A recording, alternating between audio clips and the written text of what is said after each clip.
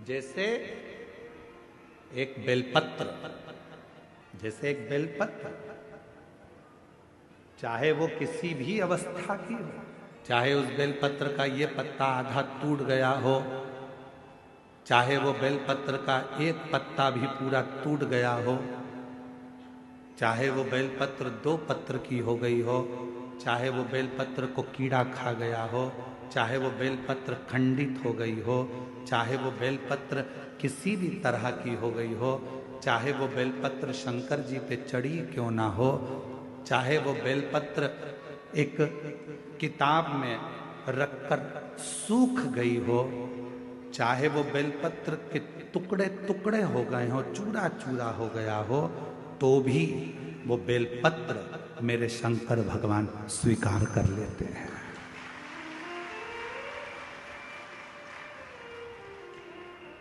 तो भी मेरे शिव स्वीकार कर लेते हैं।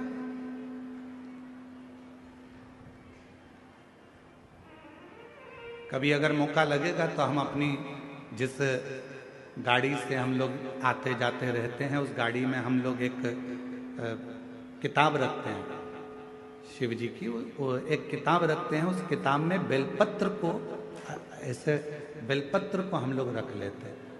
क्यों रखी रहेगी? हमारे पास में कहीं सफर में कहीं एकांत में एकांतेश्वर महादेव मिल गए, किसी ओटले पर चबूतरे पर शंकर का शिवलिंग मिल गया, पानी तो गाड़ी में रहता ही है, चढ़ाया, अपनी पुस्तक में से बेलपत्र निकाली, बाबा को चढ़ा दी और चढ़ाकर वापिस उठाकर हम रख लेते हैं।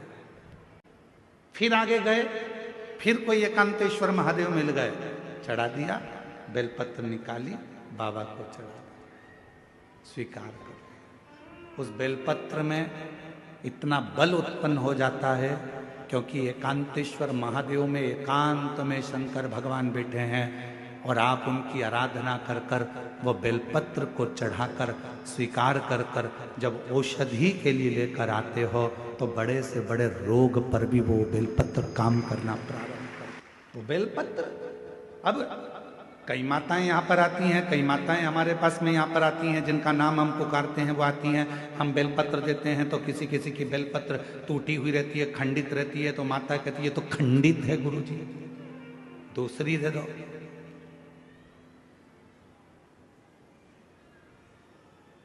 दूसरी दे दो। अब हम आपसे एक बात पूछें, जरा उत्तर दोगे क्या? तुमने हमसे कहा कि बेलपत्र खंडित है गुरुजी, दूसरी दे दो।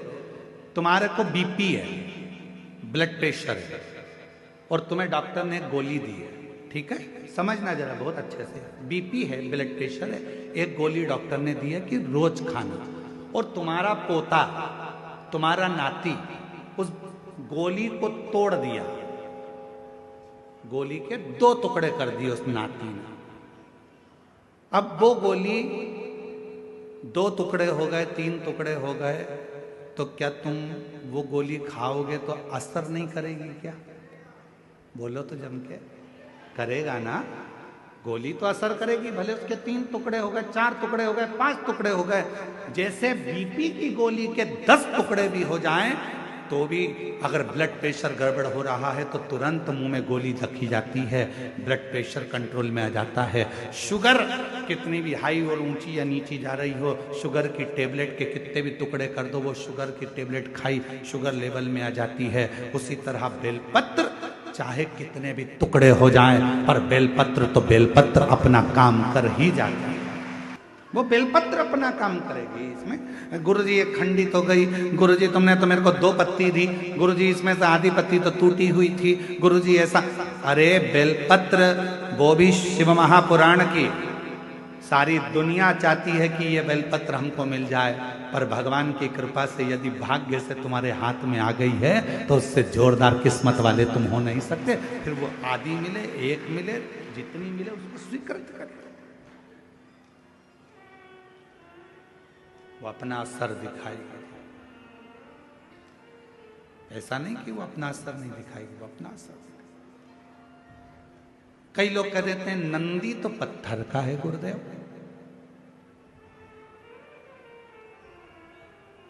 ये हम ही लोग तो विचार कर कर लोगों को सीख देते हैं कि नंदी पत्थर का। ना ना ना ना, शिव जी के मंदिर में जो नंदी मंदिर के बाहर बैठा हुआ है, तुम्हारी भूल है जो तुम उसे पत्थर का मान रहे हो। उस नंदी के पास बैठकर कितना भी बड़ा दुख हो, थोड़ी देर उसके पास बैठकर अपने दुख को कहना प्रारंभ करना। 15 दिन इंतजार करना, 16वें दिन तुम्हारा दुख कटना प्रारंभ हो जाएगा।